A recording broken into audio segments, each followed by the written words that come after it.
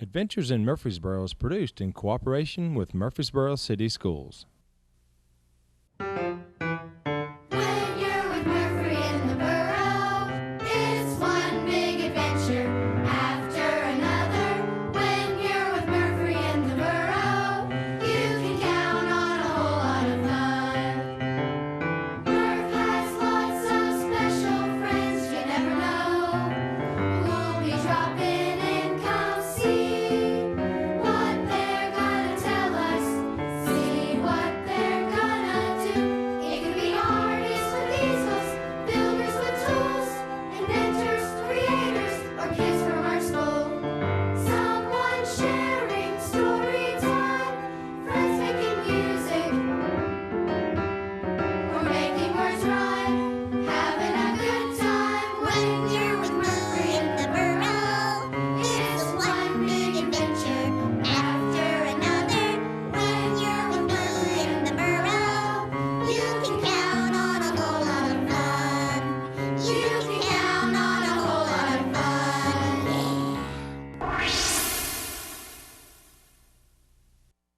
You are my Valentine, my only Valentine. You make me happy when skies are gray. You'll Hi, never- Murph.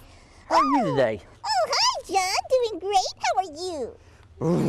I'm cold. I just came in from outside. Yeah, that's because it's winter.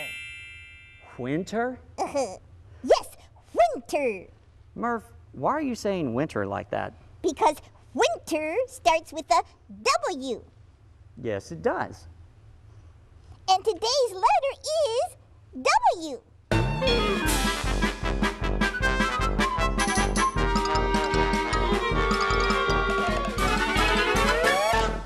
Well, it sure is a good letter for this time of year. What do you think of when you think of winter? Snow! Cold! Sled! Snowman! Oh, me too. I think of all those things, but my favorite is Snowman. Oh, I wish we could have one here, but we don't have any snow. That's okay, Murph. I know where we can get a snowman right now. Really? Where? It's a surprise. Come with me. Okay. Hey, you come too. Hi, everybody. I'm here with my friend, Miss Julia. And, oh, Miss Julia, it's so cold outside right now. Brr. It is cold. It's January, Murph, and it's Yeah. time for snowmen. Snowman, but it's nice and warm in your bakery kitchen. Yes, it is. Oh, and look at the snowman we've got here. Are we going to make snowmen today? Would you like to? Sure. Okay. What do we do? Well, first of all, you're going to bake your cupcakes at home. And remember to have your mommy and daddy help you do that. Right. And then, if you remember earlier, we showed you how to color frosting and make bags. Do you remember, Murph? That's right. You can take a baggie, put your own frosting in it, and then cut the little tip corner off. That's correct. And you can color it with food coloring, and that's what I've done. I've colored this with blue, so we're going to frost the bottom of the cupcake. That kind of looks like snow. It does. Are you ready? I'm ready. Oh, look at it. Swirl around. I can tell you've done this once or twice. Yes, I have, Murph, a lot of times. Now, I have a trick here at Julia's.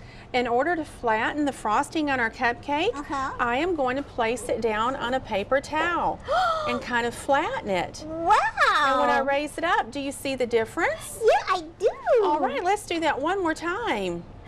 All right. Flatten it on a paper towel, swirl it. There you go. There you Look go. at that. And if you have any little white sprinkles left over from Christmas decorating, you can sprinkle them right here, and that'll look like some snow How pretty. for the snowmen. But don't go outside and use real snow. That won't work, Murph. No, that wouldn't work, Miss No, Julia. just sprinkles. All right, now, how many little layers of round balls should we use for our snowmen? Snowman. Well, there's the feet part. Yes. And the body part. And then the head part. So that's 3 parts. You're right. Are you ready? I'm ready. All Part right. number 1. We're going to make a larger ball on the bottom. That's for the feet part. Oh, good. Okay. Now we're going to do another one that will hold his buttons. His buttons. And now part. we're going to do another one for his head. Little tiny head. There you go. How cute! But how do we make him look like a snowman? Well, if you have any pretzels at home, you can simply get some straight little pretzels and break it in the middle, just like that. Oh, look at that. And this can be his arms. Look at that. He's got arms, How's John. that? Awesome. And we'll put it in this one. What And can we use again- for buttons, though? Well, do you remember how we used M&ms on our Christmas trees back at Christmas time? Sure. If you still have some left over, you can use a couple of those. Look at that. And I remembered your favorite color was orange, so That's we're going right. to do this snowman with orange. Oh, look at And that. we'll do this one with yellow. Is that your favorite color, Miss Julia? It is. It's sunny and bright. It sure is. Oh. Now, here at Miss Julia's Bakery, I have snowman head. But if you don't have those at home, you can make your own. How do we make our own? Well, you just, again, you're going to color some frosting. I have dark blue, but you can use any color. Okay. All right, I'm going to have to turn him around just for a moment You so go I right can see ahead. his face. And we'll put on 2 eyes. And we'll put on a little smiley. Oh. And then you can even make him a cap if you want. And you can use at different that. colors. It's up to you. Oh, he looks so cute. How's that, Murph? Hey, dude, what's up? Oh, he's cute. You know, he almost looks too cute to eat. Oh, but that's the best part, Murph, is eating him up. That was the operative word, almost. Are you ready? Here we go. Here we go. Better turn the camera off. Bye-bye, Mr. Snowman. Wow. Oh, those sure look like some tasty treats. Well, you know, Murph, this is the season for tasty treats. What do you mean? It's almost Valentine's Day, Murph. Oh, right. Did you see I was making some Valentines? I did see, Murph. Is there one for me? Of course. And one for my mama and my daddy. And one for someone very special. Very special. Who is that, Murph? Today's guest. And who is today's guest? Today's guest is... Wait, let's make a game of it. You ask questions and try to guess who it is, okay? Okay, that sounds like fun. Now let's see. What kind of questions do you ask when you want to know about something? Well, my grandpa writes for the newspaper, and he says that there are 6 important questions to ask and answer when you're writing a news story. Really? What are those questions, Murph? I'll give you a hint. 5 of the questions you should ask and answer start with the letter W. The letter W. Now let me see. What could that be? That's right! What? You just said it! I just said what? One of the questions! I'm confused. Finally, someone besides me's confused. Okay, but what is the question? Right. Whatever. No, just what? Oh, you mean the word what. I get it now. That's right. That's one of the 6 questions to ask and answer. I see. Now, what are the other questions? Who, what, when, where, why, and how. Those are the questions. Wow. So, where does our guest live? He lives right here in Rutherford County. What kind of work does he do? He does lots of different things, but mostly he's a storyteller for the newspaper. When does he tell his stories? All the time. You'll understand more when you see him. Okay, how does he tell his stories? Well, he uses the computer to write them, but he used to use this thing called a typewriter. Also, he just talks and tells a lot of stories and talks to people on the radio. Oh, I love his stories. Who does he tell his stories to? To anybody that will listen, he tells great stories. I'm beginning to think you know this guest pretty well, Murph. You're right, John, I do. Is it your grandpa who writes for the newspaper? It is. Grandpa Whittle is coming today, and I'm so excited. I can't wait to see him. Oh, there's the doorbell. You won't have to wait long now, Murph. Oh, I'm so excited to see Grandpa. Oh, now, I hope he likes this Valentine I made for him. And this one's for Mommy, and this one's for Daddy, and this one's for Grandpa Hi. Whittle. Come oh, on my in. goodness. Here he comes. Where's my favorite grandson? Oh, I'm here, Grandpa. I'm here. Oh, I'm so glad you're here today. And this is my friend and producer, John. Hi, John. Hi. Oh, I'm so glad you're here. You know, in Adventures in Murfreesboro, we ask all our special guests questions. Are you ready to answer some questions? This is quite a switch, me being asked questions. I normally ask the questions, grandson. Do you? Oh, that's right, in your work. Well, our questions are the questions kids would submit from Murfreesboro City Schools. So there's some pretty cool questions. Are you ready to go? I'm sitting on ready, grandson. Okay, I like that, sitting on ready. Okay, here we go. First question. What do you do? I'm a newspaper man, a newspaper columnist, and a radio personality. Wow. Oh, what's a newspaper man do? We interview people. We go around and meet nice people like you, and we tell their stories of their important lives. My creed is everybody's important, and I treat them very respectfully in my stories. Oh, I like that. Everybody's important. Wow. And that's true too, isn't it? It is very true. Everybody's a story if you'll sit and listen. In fact, I regularly pray for the anointing of listening to other people. It's very important to listen to your teachers and to your parents and your preacher and just be a good boy. Oh, that's right. That's right. We can learn a whole lot by listening, can't we? Yes, we can. Okay, next question. What was your first job ever? The cotton chopper. Cotton chopper? In fact, I got religion in the cotton patch. I prayed to God not to make me no cotton chopper when I grew up. That was very hard work. What exactly do cotton choppers do? We chop weeds out of the cotton fields. Well, I bet that's hard, hot work, isn't it? It was, yes. Yeah.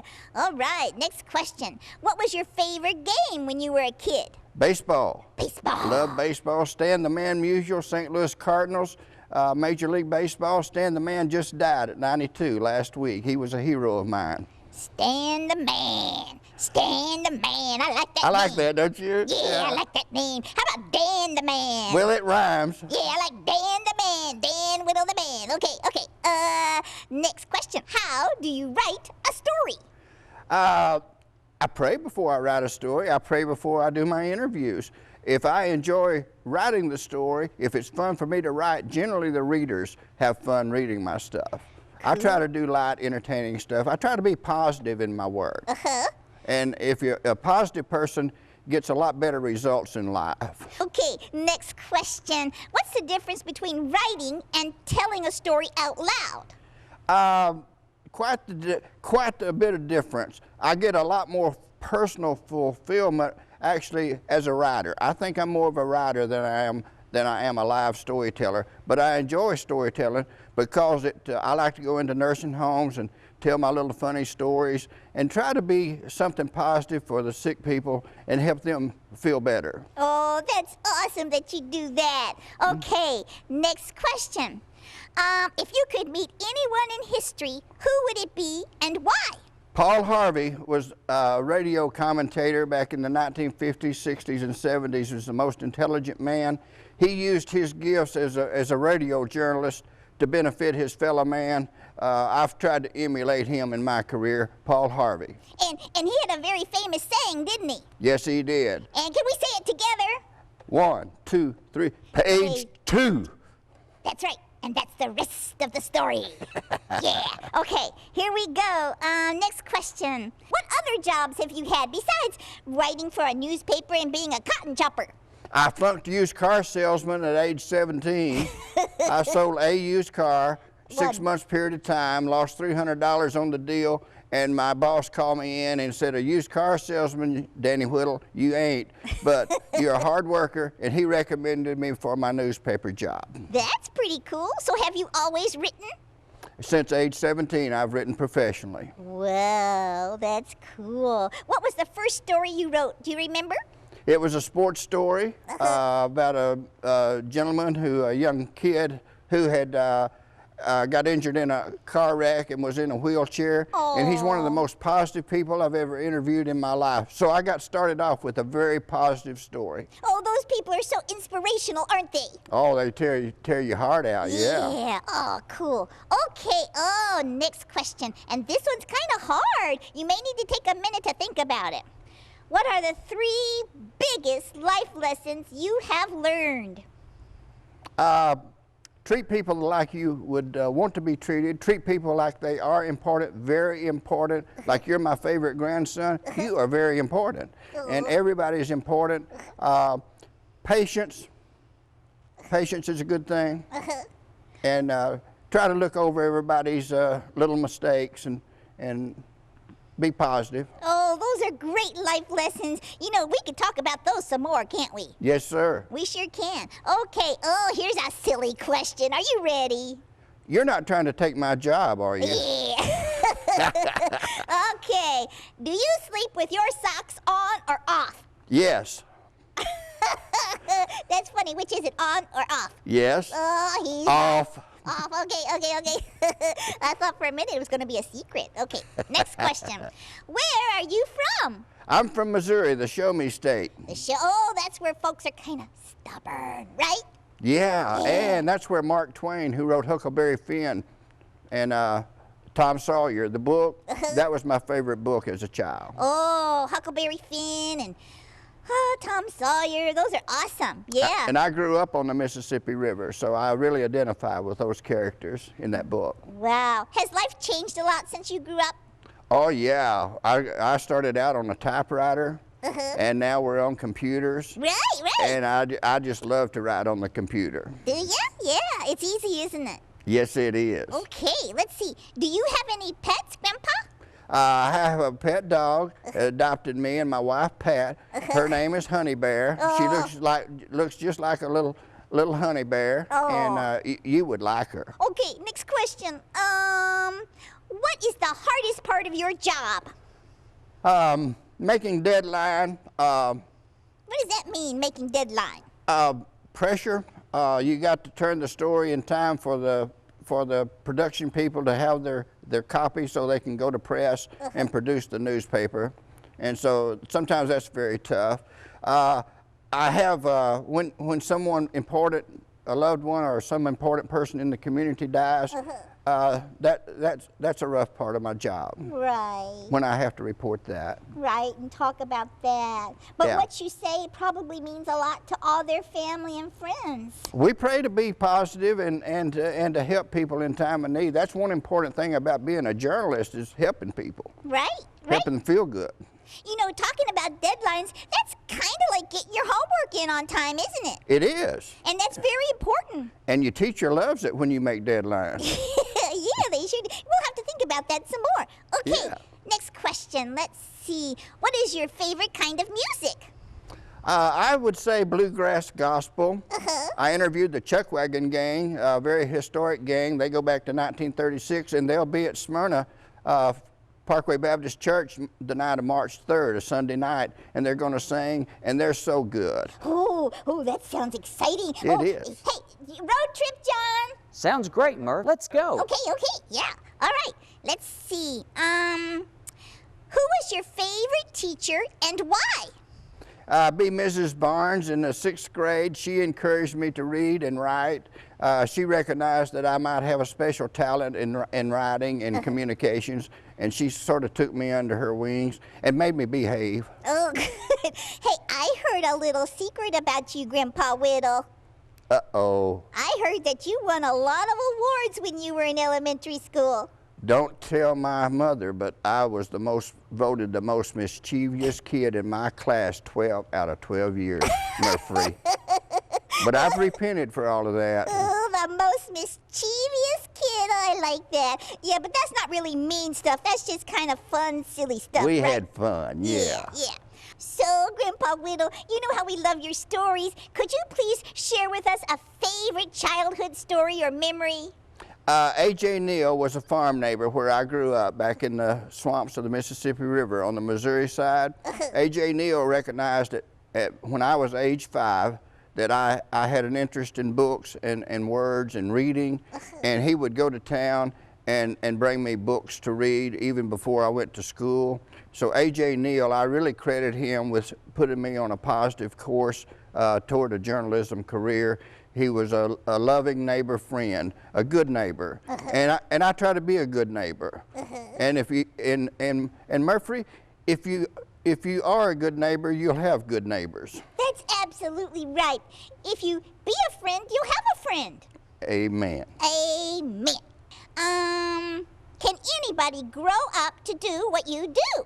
Absolutely. I walked into the newspaper office at 17 back in Missouri.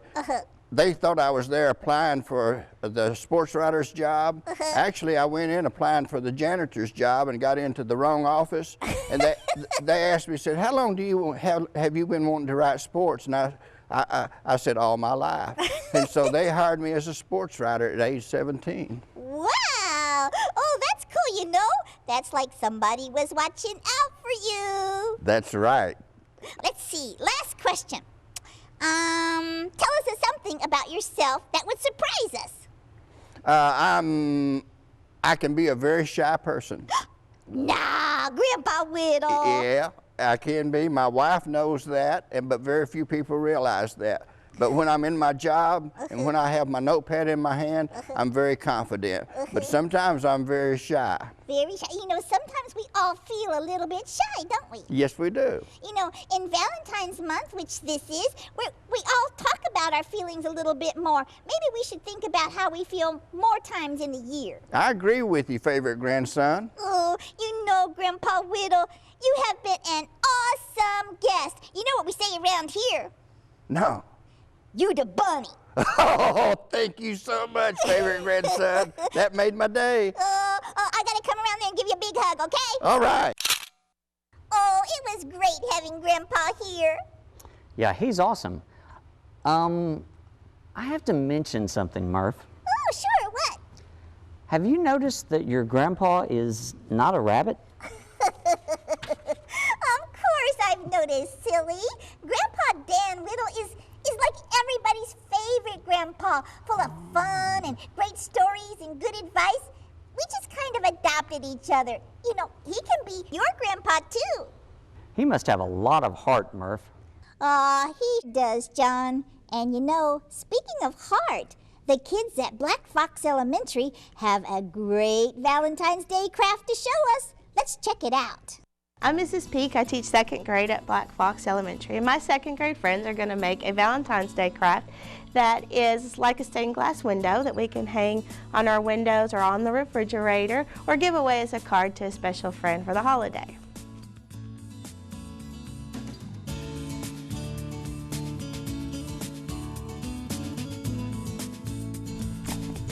Our first step is to fold your wax paper in half, flat side to flat side.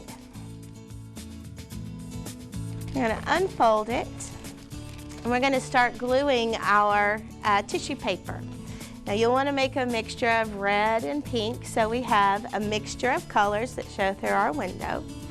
To glue, you're going to take your glue stick and put just a little bit of glue on your wax paper. That way we can see through. Then where you glued, you're going to start putting some of your tissue paper. And you want to make a pretty good area to cover your wax paper. When you have about this much glued, and you have a circle about this big, you can be done gluing. When you have your tissue paper glued, we're going to fold the top part back to meet the bottom. And we're going to set this part to the side to dry. Now we're going to do the border of our stained glass window. I chose pink and red because those are the colors of Valentine's Day.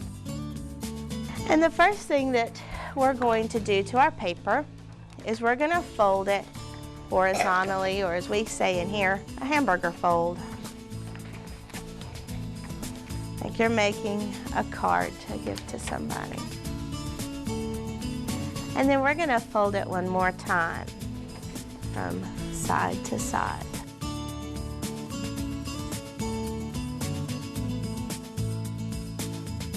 I have half of a heart that we're going to use to trace along the side of our paper where it's folded.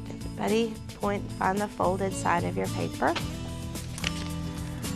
And you're going to trace the half a heart along the fold. Put the straight part of the heart along your fold, and then with your pencil, trace the outside.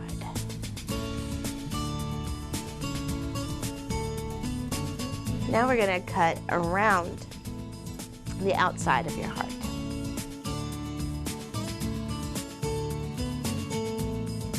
Now we can unfold our hearts, and you should have a window that's the shape of a heart in your construction paper. We're going to take our wax paper that we made with our tissue paper, and this is going to go on the inside. So open it up, put it on the inside. Okay. If you need to take yours out to trim up some of the rough edges, you can do that. We're going to open up your heart frame, and on the bottom side of your heart, where we'll glue down our wax paper, take your glue stick and just trace around the edges of your heart. The last thing that we're going to do is glue our frames together. Okay. To glue, we're going to just take our glue stick and go along the outside of your picture. Now you have a Valentine's Day craft to share with your friends and family. Happy Valentine's Day, Murph. Boy, that was great, Murph.